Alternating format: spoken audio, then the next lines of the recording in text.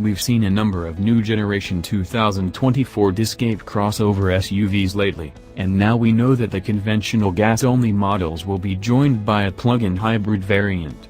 One of our spy photographers caught the PHEV crossover out testing, and managed to get a close-up of the fuel filler flap up on the front left fender.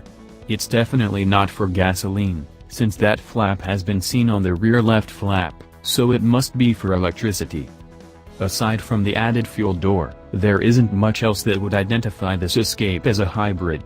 Odds are that badging and subtle details such as the grille will be tweaked to make it stand out from the normal models.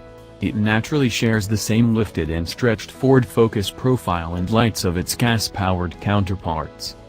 When the plug-in Escape is launched, it will be the first hybrid Escape since the previous non-plug-in version was discontinued after the 2012 model year.